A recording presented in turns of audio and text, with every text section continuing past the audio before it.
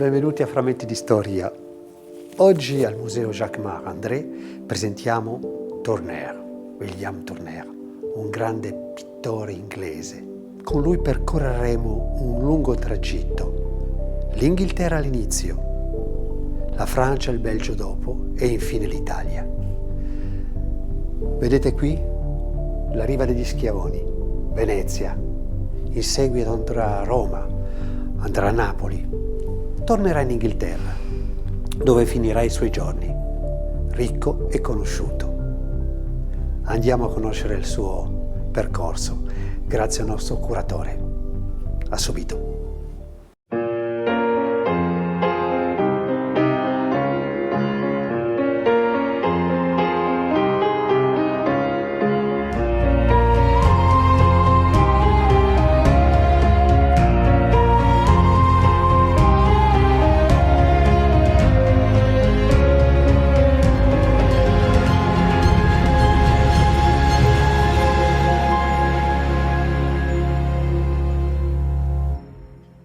Turner, il apparaît dans l'art anglais à une période très charnière, la deuxième moitié du XVIIIe siècle. Il est né en 1775 et il va appartenir à cette génération romantique qui, donc à l'époque de Napoléon, en fait, va transformer l'art anglais et va s'imposer d'ailleurs sur la scène européenne. Il appartient vraiment à cette génération qui a connu le monde des Lumières, le monde du XVIIIe siècle, et qui va mourir pendant le règne de la reine Victoria. Donc il a vraiment, je dirais, survolé une période extrêmement importante et intéressante.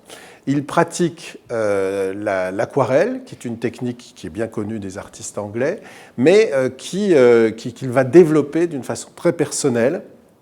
Il a commencé sa carrière comme peintre d'architecture, spécialiste de la perspective. Il sera d'ailleurs un professeur de perspective à la Royal Academy, où il est entré très jeune pour suivre des cours. Il avait 14-15 ans quand il a commencé ce parcours académique qu'il conduira même jusqu'à la fin à être directeur adjoint de la Royal Academy.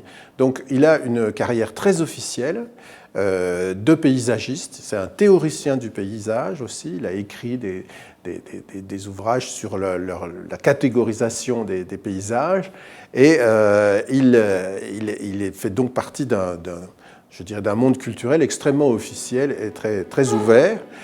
Cependant, il est aussi un artiste expérimental qui a toute une production personnelle, privée, qu'il peignait pour son propre plaisir, dit son ami Ruskin.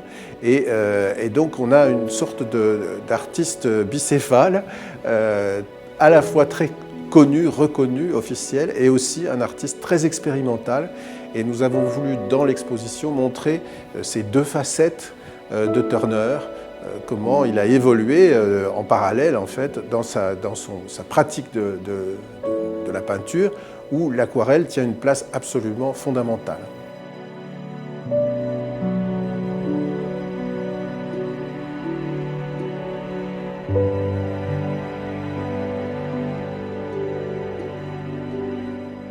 Pour connaître l'homme Turner, je conseille vraiment de voir le film de Mike Leigh, qui en 2014 a filmé un formidable Mr. Turner avec Timothy Spall qui incarne ce peintre très bougon.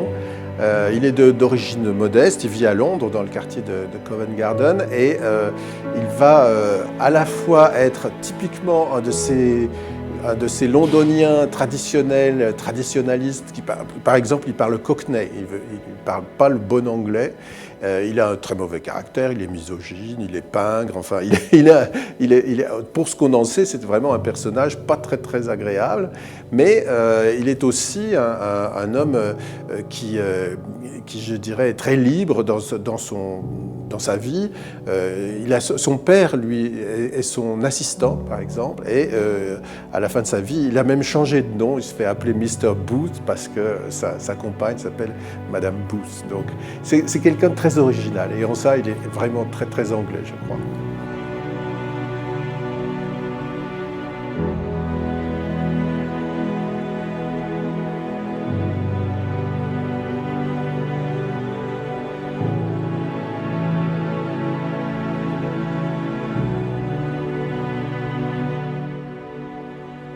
Le voyage au XVIIIe siècle fait partie presque du bagage culturel de tout honnête homme. D'abord les aristocrates qui font le grand tour en France, en Italie, en Espagne parfois, mais aussi de nombreux artistes qui, pour connaître l'Antiquité, pour connaître les monuments d'Italie, se lancent sur les routes d'Europe. Donc il y a quand même une tradition culturelle du voyage en Europe à la fin du XVIIIe siècle. C'est un peu compliqué à l'époque de Turner, puisque à cause du blocus continental et des guerres avec la France de Napoléon, les artistes anglais sont pratiquement confinés sur leurs îles. Donc Turner va beaucoup voyager à l'intérieur des îles britanniques, en Écosse, au Pays de Galles, dans le Kent, etc. Mais évidemment, il brûle d'envie de connaître l'Europe, et dès la paix d'Amiens, au tout début du XIXe siècle, il va profiter de cette trêve pour aller en France et en Suisse. Et ensuite, à la fin du règne de Napoléon, à la chute de Napoléon, il partira très vite en 1817 pour d'abord un voyage en Belgique, plutôt dans l'Europe du Nord, et puis en 19 en Italie, où là, vraiment, il aura le choc un peu de la révélation de la lumière italienne, des paysages italiens et de cet air italien qui séduit tous les artistes de toutes les époques.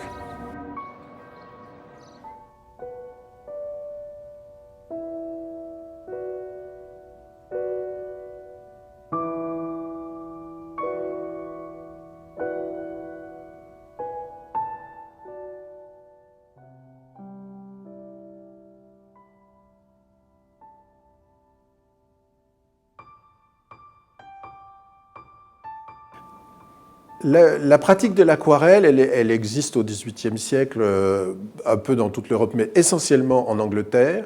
C'était une technique qui permettait d'avoir des très belles couleurs très pures et qui est relativement plus facile de mise en œuvre que la peinture à l'huile.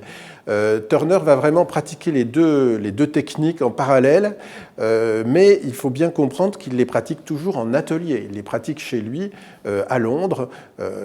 L'aquarelle, on imagine parfois l'aquarelliste dans les champs en train de peindre sur le motif. Ça n'est pas du tout comme ça que Turner travaillait. Il peignait en fait chez lui. Sur place, il prenait des petits croquis, quelques annotations assez légères et assez rapides, mais il a une mémoire visuelle prodigieuse qui lui permet de travailler vraiment de mémoire dans son atelier. Alors l'aquarelle aussi, elle a une caractéristique, c'est qu'elle est transparente. Les blancs de l'aquarelle sont les blancs du papier et on travaille en quelque sorte en négatif ou en réserve. Et donc c'est une démarche opposée à la peinture à l'huile, mais on voit, et nous avons fait un accrochage qui permet de le sentir, que Turner, dans sa recherche de l'expression de la lumière, va rechercher les mêmes effets à l'huile et à l'aquarelle, mais avec des moyens techniques justement différents, voire opposés. Il arrive donc, son premier voyage, c'est 1817, donc un peintre complètement formé déjà, tout à fait adulte, et il a quand même ce choc extraordinaire. Il faut dire bien sûr que c'est non seulement le choc esthétique des villes et du patrimoine et de l'Antiquité qui le frappe, mais aussi le choc de la lumière. Nulle part en Angleterre, vous savez, cette richesse et cette force de la lumière sur la nature. Et bien sûr, en bon romantique, Turner va l'interpréter, va l'assimiler et va vouloir l'exprimer comme une poésie personnelle. En fait, c'est vraiment quelque chose qu'il cherche à retranscrire dans ses œuvres, non pas tant en effet le paysage italien en tant que motif, en tant que sujet, mais le paysage italien en tant que révélation de la personnalité, révélation de l'âme. Et en ça, vraiment, Turner est un romantique. L'Italie, c'est un peu son terrain de jeu, si l'on veut, mais qui lui sert de mise en valeur de son expression personnelle.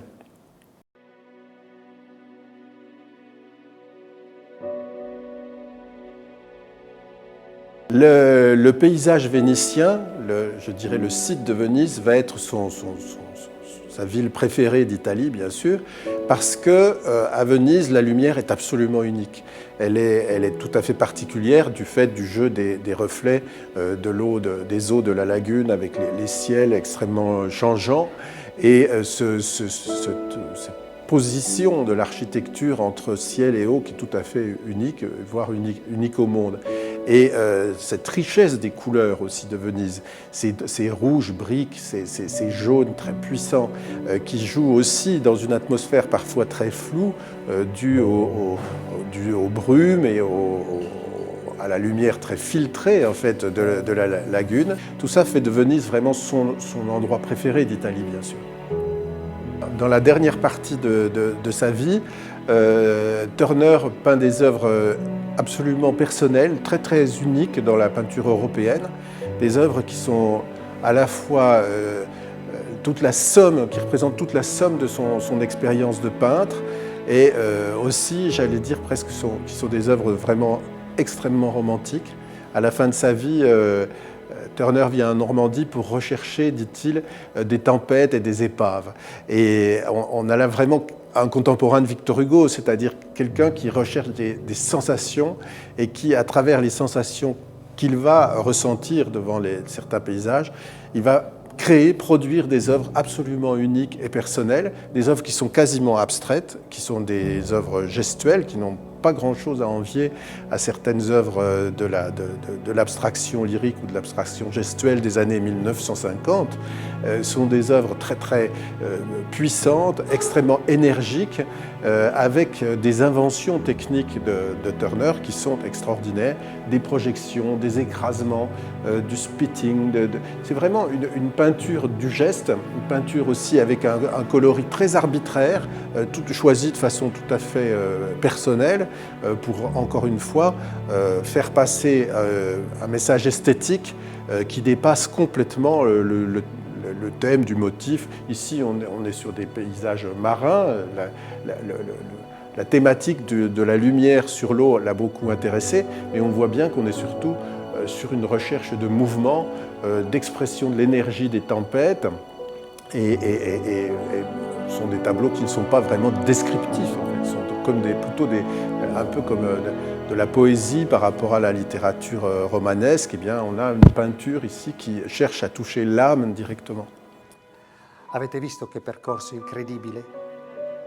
Infatti lui ha viaggiato veramente in Europa. Dopo l'Inghilterra, il Belgio, la Germania. Il nostro curatore ce l'ha detto. Però, se vogliamo ricordarci qualcosa di particolare di questo pittore, è soprattutto il suo pastello e soprattutto il suo colore, i colori primari che ha usato veramente con uno sfogo incredibile.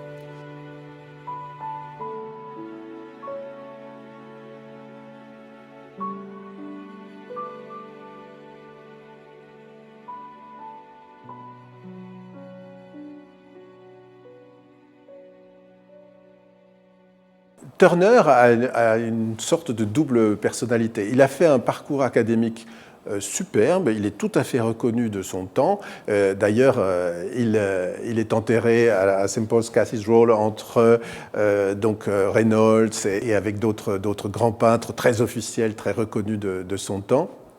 Et en fait, il a vraiment une production commerciale, il a bien vendu, il est tout à fait reconnu et aimé dans son pays. Et par ailleurs, il a beaucoup travaillé pour l'édition. C'est quelque chose de très important à comprendre. Au début du XIXe siècle, il y a une révolution dans la production des livres d'art. C'est même, je dirais, l'émergence du livre d'art avec des nouvelles techniques d'impression de l'image, notamment la lithographie.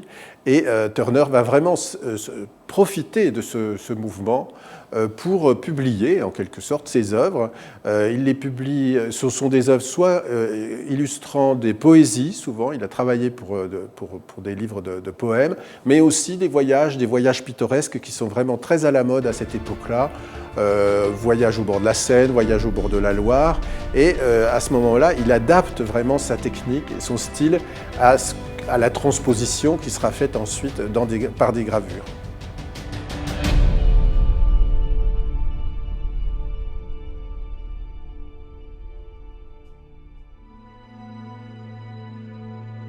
È molto emozionante vedere le sue opere. soprattutto le sue ultime opere, un'incredibile forza è sviluppata con la pittura, con la luce.